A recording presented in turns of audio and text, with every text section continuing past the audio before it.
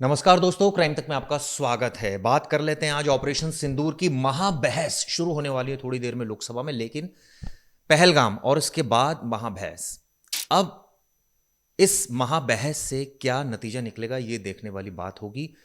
विपक्ष सरकार को घेरेगा, लेकिन सबसे बड़ी बात यह है उस हमले की। आखिर आतंकी गए कहां?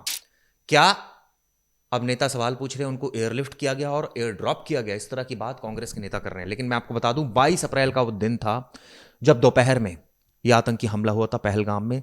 26 लोगों की मौत हो गई थी। उसके बाद भारत सरकार ने ऑपरेशन सिंदूर चलाया। आतंकी ठिकानों को नेस्तनाबूद कर दिया गया। और इसके बाद अब इस पर एक बड़ी बहस शुरू होने जा रही है। उस वक्त शायद विपक्ष ने सरकार को नहीं घेरा और यह कहा कि देश का मामला है, लेकिन अब बदला लिया जा चुका है और ऐसे में अब सरकार को घेरने की तैयारी है। 5 सवाल पूछे जा रहे हैं। पहला, आतंकी कहां से आए थे? क्या यह इंटेलिजेंस फेलियर है? यह आतंकी एयरलिफ्ट किए गए या एयर ड्रॉप? कैसे एयर ड्रॉप किए गए? अब इस आतंकी घटना से क्या सबक सीखा है, इसको लेकर तमाम तीखे सवाल अब पूछे जाएंगे और सरकार को जवाब देना है। इस बहस की जो शुरुआत करेंगे वो देश के रक्षा मंत्री राजनाथ सिंह करेंगे। लेकिन सबसे पहले मैं आपको बता दूं, जो इस मामले में अभी तक की कार्रवाई हुई, अभी भी कई आतंकियों के बारे में हमने आपको बताया था। जब ऑपरेशन सिंदूर चला था उस वक्त भी यह बताया गया था किस तरह से स्केच जारी हुए थे आतंकियों के नाम सामने आए थे। लेकिन उसके बाद आतंकियों के बारे में कोई सुराग नहीं मिला। यह कहा गया कि आतंकी जंगल में छिप गए। जंगल में भी सर्च ऑपरेशन चलाया गया, न सिर्फ एनआईए बल्कि इंटेलिजेंस ब्यूरो, बल्कि रॉ, बल्कि लोकल पुलिस, बल्कि पैरामिलिट्री फोर्सेस, यानी सभी जम्मू कश्मीर में जिस तरह से आतंकी हमला हुआ था उसको लेकर सर्च ऑपरेशन चला रहे थे। लेकिन आतंकियों के बारे में कोई पता नहीं चला। इसको लेकर अब जो बड़ी बात होने जा रही है वो ये होने जा रही है, अब 16 घंटे की चर्चा इस पर होगी और इस पर देखना होगा कि क्या इसका आउटकम निकलता है। लेकिन इसको लेकर पॉलिटिक्स अपनी जगह है, लेकिन ये जो घटना हुई थी इससे कई सवाल तो खड़े हुए थे। क्या हमारी सुरक्षा, जो हमारी सीमा है, वो सुरक्षित है? पहला सवाल। आतंकी कैसे हमारी सीमा में घुस गए और कैसे फरार हो गए? क्या वो यही है या वो फरार भी हो गए, ये भी साफ नहीं है।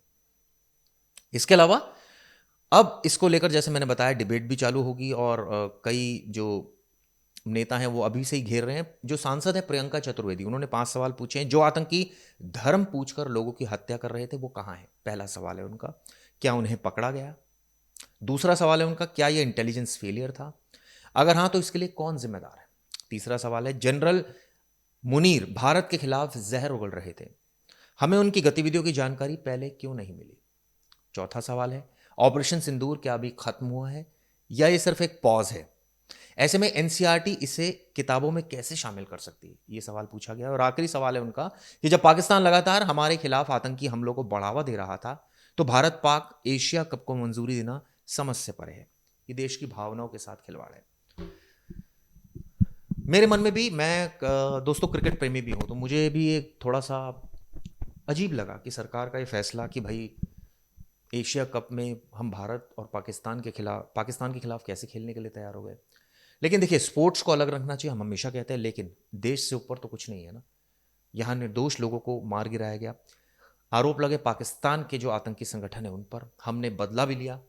इसके बाद हमने देखा किस तरह से पाकिस्तान ने हिमाकत की, सीज फायर का वायलेशन किया।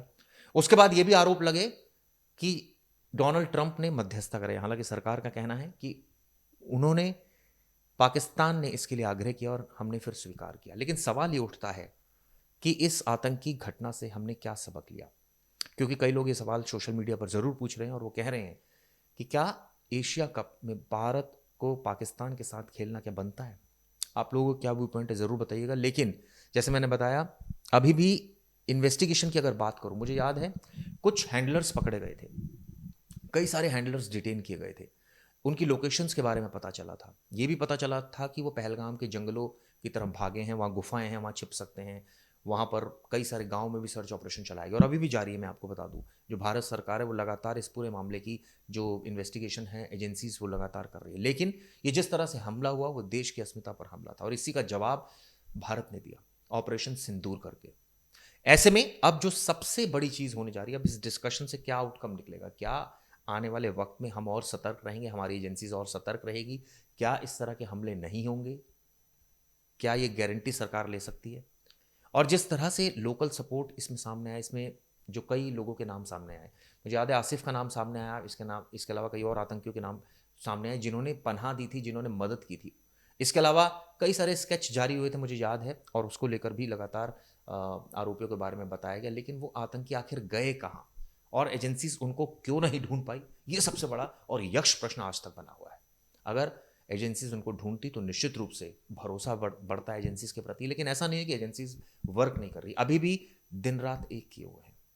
अभी भी जो सरकार है वो अलर्ट मोड पर है, और लगातार जो हम देख रहे हैं जम्मू कश्मीर में, चूंकि वहाँ पर अब यूटी बन गया है, तो ऐसे में वहाँ पर सुरक्षा बहुत पुख्ता की गई है। लाखों जवान वहाँ पर तैनात है पैरामिलिट्री फोर्सेस के, आप सोचिए। पुलिस अलग से तैनात है, लेकिन इसके बावजूद अगर इस तरह के हमले बीच बीच में होते हैं तो ये निश्चित रूप से सवाल खड़े करते हैं। ये भी नहीं होने चाहिए। उम्मीद करता हूं कि इस डिस्कशन का कुछ आउटकम निकलेगा। उम्मीद करता हूं कि इस डिस्कशन से कोई ऐसी ठोस रणनीति तैयार होगी जिससे आतंकी अपने नापाक इरादों को, एक तरह से कहा जाए कि, पूरा नहीं कर पाएंगे। एजेंसीज ऐसे ठोस निर्णय लेंगी, ग्राउंड पर न सिर्फ प्रेजेंस बढ़ेगी पैरामिलिट्री फोर्सेस के जवानों की, लोकल पुलिस की, उनको अत्याधुनिक और हथियार दिए जाएंगे, सिक्योरिटी रिव्यू होगा, कहीं भी लैप्सेस नजर नहीं आएंगे। क्योंकि अगर इस तरह की घटनाएं होती हैं तो वाकई ये देश की सुरक्षा पर सवाल तो खड़ा करती हैं। ये वीडियो कैसी लगी दोस्तों, बताइएगा। धन्यवाद।